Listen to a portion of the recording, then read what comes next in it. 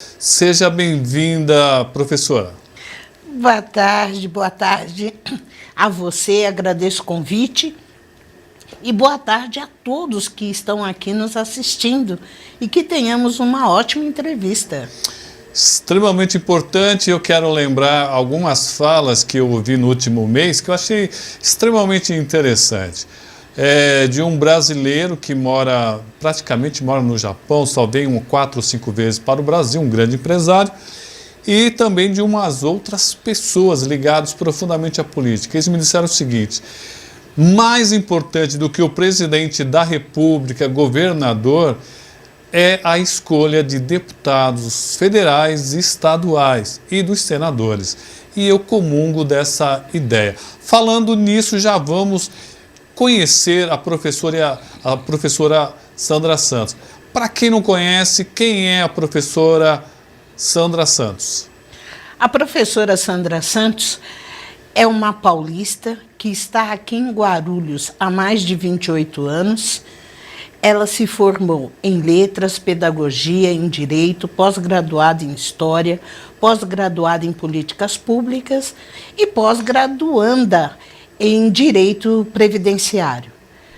Trabalhou na Prefeitura, na Secretaria do Trabalho, na Secretaria de Assistência Social e também trabalhou muitos anos no Sindicato dos Metalúrgicos de Guarulhos, onde retornou agora o seu trabalho no Sindicato Nacional dos Aposentados, onde lá ela está fazendo um trabalho junto aos idosos e os aposentados e quem precisa fazer a revisão para saber quando irá se aposentar, porque queira ou não queira, ainda temos aposentadoria no Brasil. Estão tentando tirar, mas não iremos deixar. A professora Sandra Santos é candidata a deputada pelo PDT. Por que PDT? Bom, foi e é o único partido que eu me inscrevi e que eu faço parte.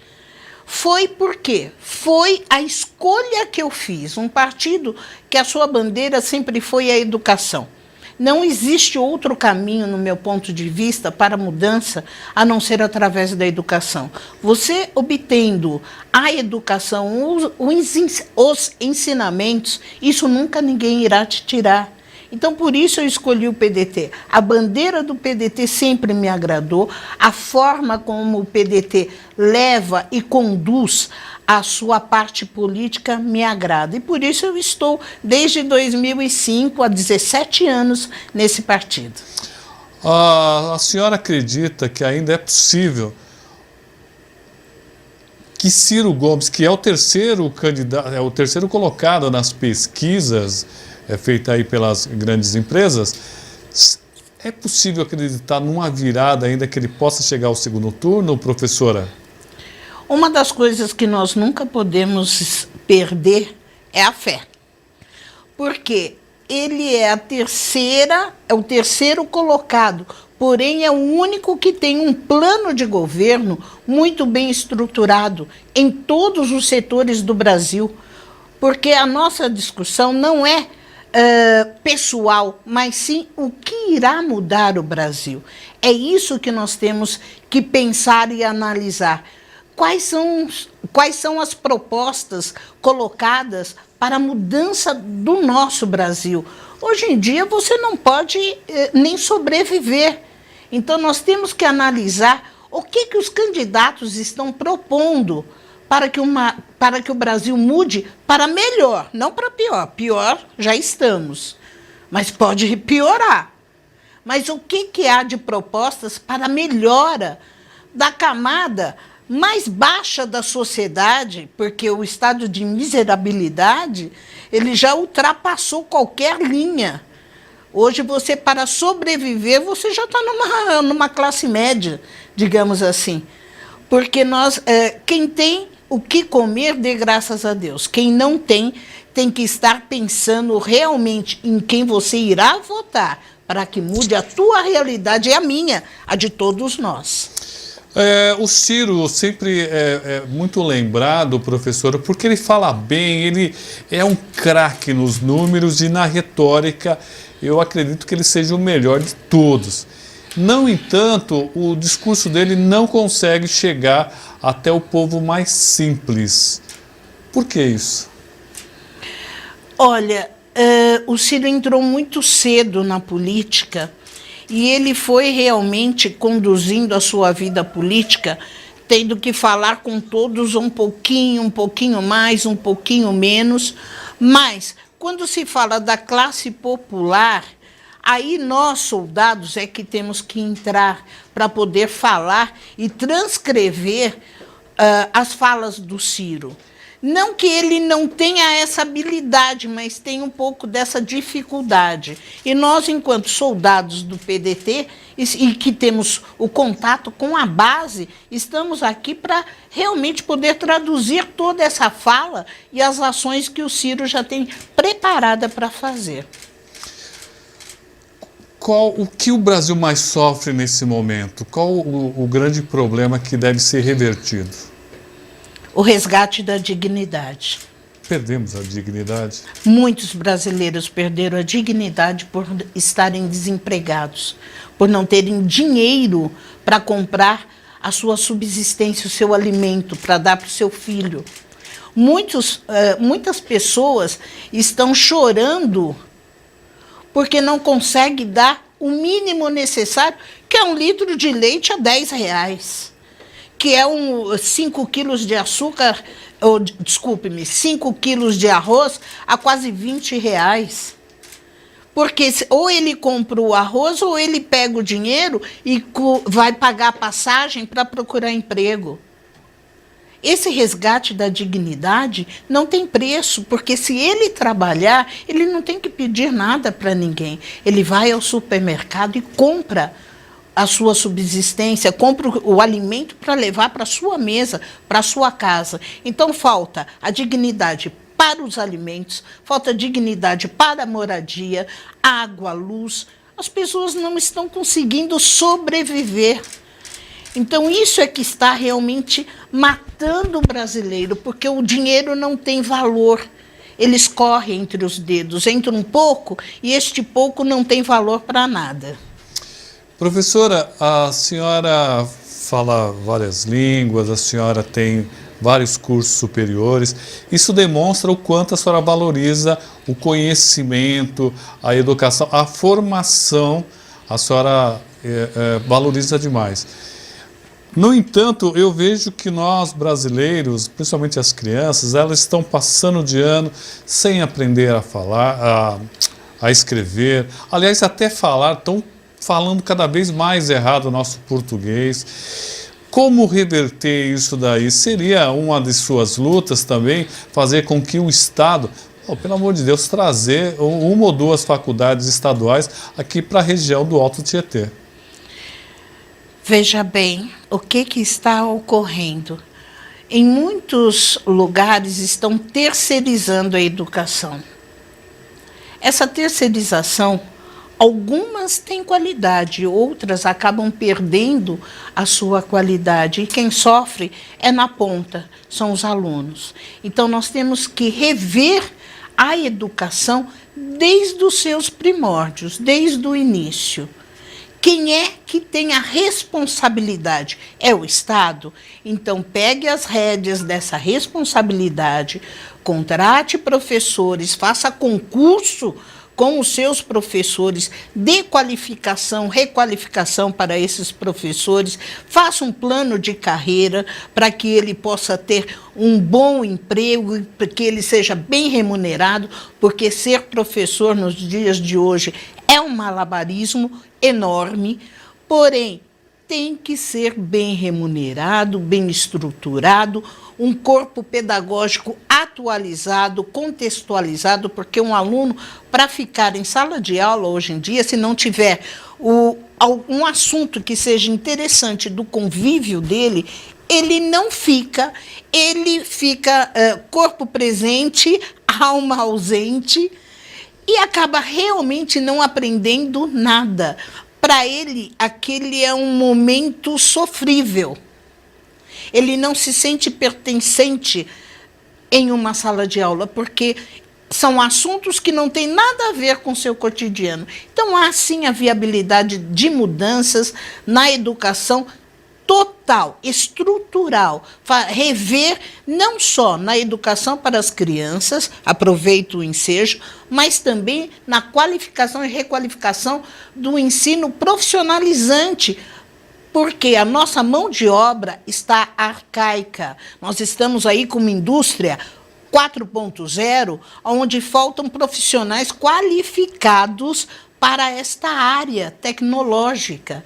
Então, também contextualizar, atualizar essa qualificação para a mão de obra, ser inseridos no mercado de trabalho, porque tem vaga, mas não tem profissionais habilitados para isso. Eu concordo em boa parte do que a senhora falou, é realmente extremamente importante essa qualificação. E é uma palavra interessante, nossa mão de obra está arcaica. Muitas profissões sumiram e estão sumindo pouco a pouco. Não dá mais para você, infelizmente, lutar para que tenha cobrador, né? Infelizmente. É como lutar para ter carroceiro ou ter lanterninha de cinema. Nossa, nunca mais eu vi uma lanterninha. Nunca. Outra profissão que está sumindo, sapateiro. Sapateiro. Para quê? O seu sapato hoje em dia ele é descartável. É verdade. Sapateiro está difícil. Também quero falar sobre... eu tive lendo uma matéria muito interessante que nos últimos anos aí, o número de negros e pardos, os termos usados por eles,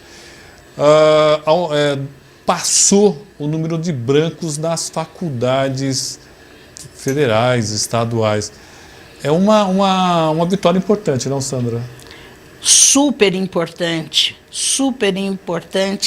e é uma das bandeiras que eu mais hastio, vocês sabem por quê, e com muito orgulho, porque além de ser mulher, preta, eu sinto na pele, e já senti várias vezes, a discriminação, o racismo.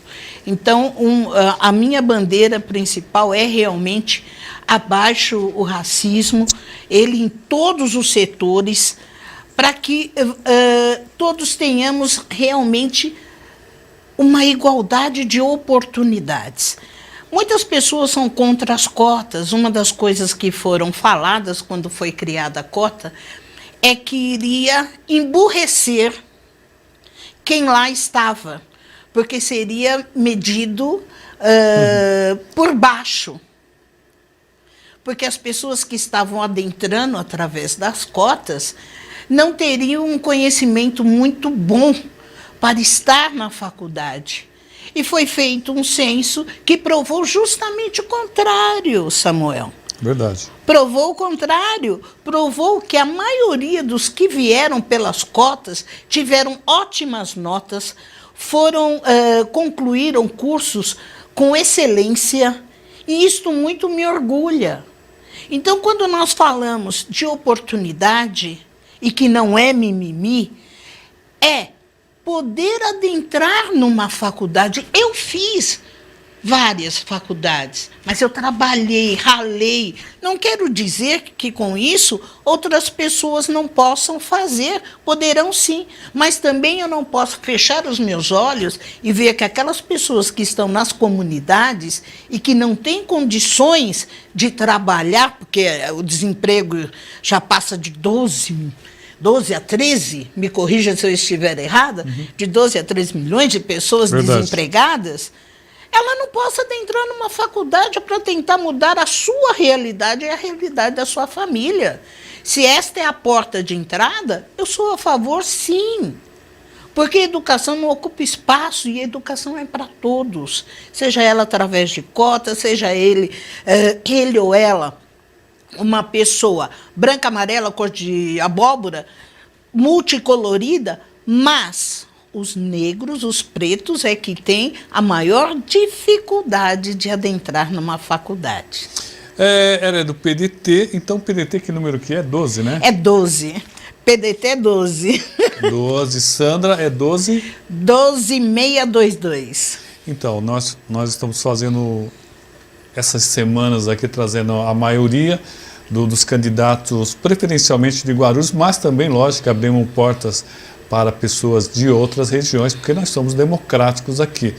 Mas, preferencialmente, eu peço que todos votem gente da cidade de Guarulhos ou da região do Alto Tietê. É verdade que teve muita gente de Guarulhos que se elegeu e quase não trouxe nada, né? Mas é um risco que nós corremos. Nós temos capacidade e temos votos para eleger uns 10, sem exagero, 10 estaduais. Se a gente apertar, consegue fazer 12. Então depende só de você. Por que isso? Porque quanto mais deputados da nossa região, mais verbas vêm para cá, Sandra. Com certeza. E é isso que eu irei fazer, Samuel, quando lá estiver com a sua ajuda, para que nós possamos realmente trazer verbas para as mulheres no tratamento e proteção da saúde mental e psíquica das mulheres, dos idosos que também estão sofrendo muito e sofreram muito nessa pandemia que ainda não acabou, mas muitos estão sendo arrimo de família, ganham um pouquinho e tem que esticar o dinheiro para dar até o final do mês e precisam do nosso auxílio e do nosso olhar, e muitas crianças que ficaram órfãos, né? Porque o pai matou a mãe e depois se matou.